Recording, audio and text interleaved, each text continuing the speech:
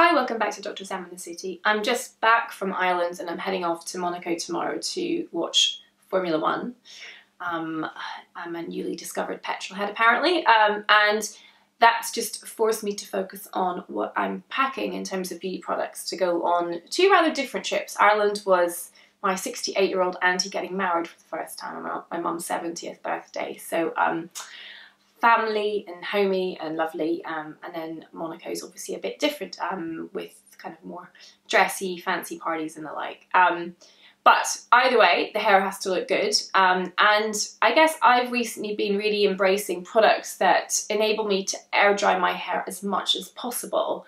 My hair is what I call combination hair, and kind of wants to be curly, but it's not very consistent, so it needs to be encouraged and nourished and loved if it's going to do its thing in a way that enables me not to have to style it too much. I always have to kind of tong the front sections to make them sort of shapely and bend in the right place, but the right products drying in my hair do make a big difference. So I thought I'd cover two different brands today, one high and shiny and the other lower priced but really good, and actually quite surprisingly good to me. So high-end wise, given that I'm about to travel and want to pack relatively light, my lovely hairdresser Oscar at the Drawing Room Salon in Shoreditch gave me these samples of Oribe.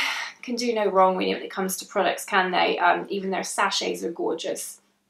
But this is their shampoo and conditioner for beautiful colour. And I've certainly found that my hair gets really quite hard to manage as it's gotten longer. And with regular colouring, I get this sort of dreadlock type effect forming at the back if I'm not careful.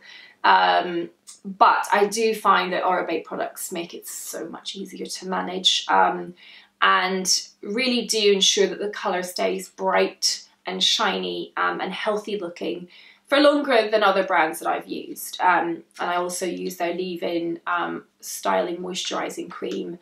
I can't live without the dry texturising spray. So yeah, I'd be really quite happy to use Oribe hair products exclusively to maintain my locks. But perhaps this is the more, what's the word, surprising.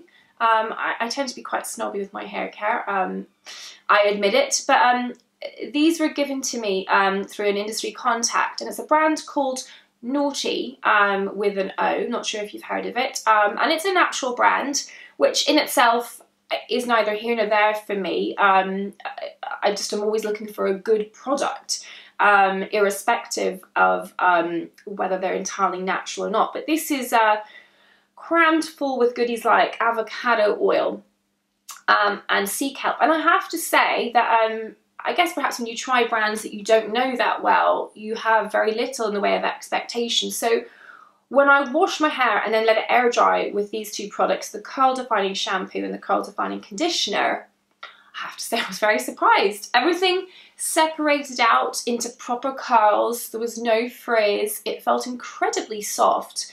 And up until that point in time, I had been using a much larger brand's products for coloured and curly hair, and had really been struggling with the condition. So I have to say these two products were a big surprise, and I will definitely continue to use them in between days. I'm too sort of parsimonious with my use of my Oribe to use it every single day, but these are great. As I say, I let them air dry with the conditioner. I pin it up because it does contain some coconut oil, and I'm just careful not to get that on my shoulders. I kind of twisted the front sections through and pinned them so they dried without forming awkward waves. And then I was left with, yeah, really lovely, soft, natural waves. And again, just a little bit of accentuation of the wave through the front with a large curling tongue.